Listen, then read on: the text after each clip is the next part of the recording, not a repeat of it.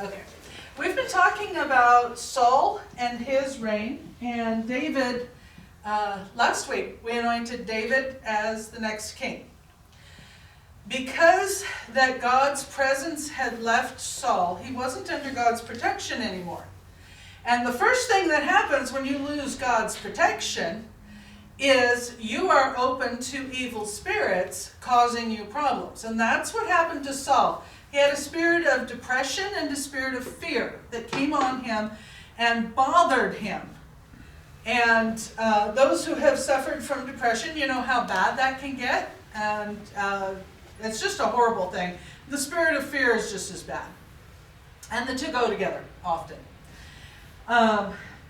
Saul's advisors told him, what we need to do, we need to fight this spirit the way you fight spirits.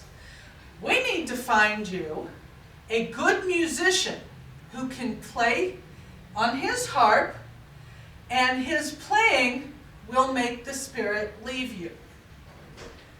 So they put some feelers out, and they found out that there was a young man named David, and yes, that David, that was very good on his harp, and they had him come, and he would play, anytime these spirits bothered Saul, he would play on his harp, and that would make the spirits leave Saul alone so he could feel better. He still didn't have God's protection.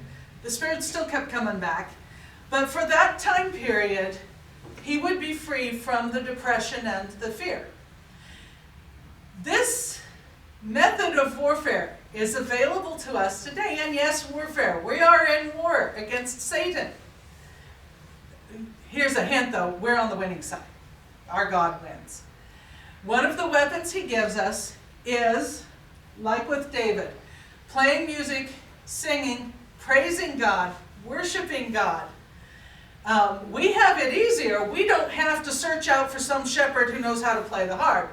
We can turn on our music on our phone, and we've got all the music that we need to worship God, to fight the evil spirits, and invite God's presence into our lives. I put up he's covered, our warrior guy, and I added some extra weapons.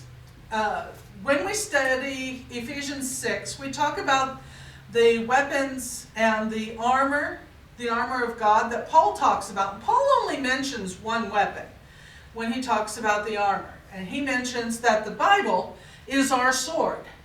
And we should be very versed in knowing how to use it. But we have other weapons too. We have the weapon that David had of praising and worshiping. Love is a weapon, and that sounds weird. But when we show someone love, it makes Satan leave. When we show faith in God, that's like whacking Satan upside the head. There are many ways that we can fight these evil spirits that did not go away. They did not leave the planet when David played his harp. They still plague us today.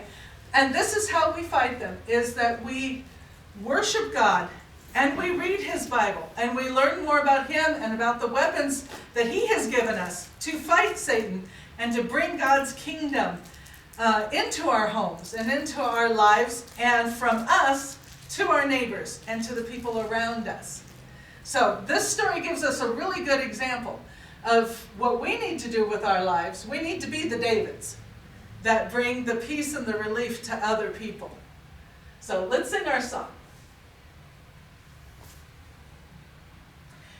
Jesus loves the little children,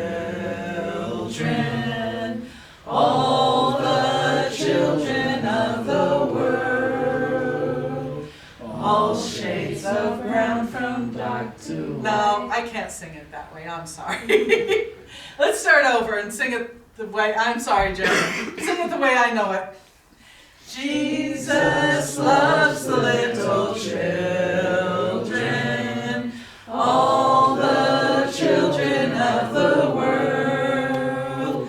Red, brown, yellow, black, and white, they are precious in his sight. Jesus loves the little children of the world. It's too bad I can't sing it that way because this is more accurate. All shades of brown because we're all brown. We're just different shades of brown. But I can't. I got to do it the way I learned it. Thank you. It doesn't go It doesn't that way. flow as Yeah, good. no, it doesn't.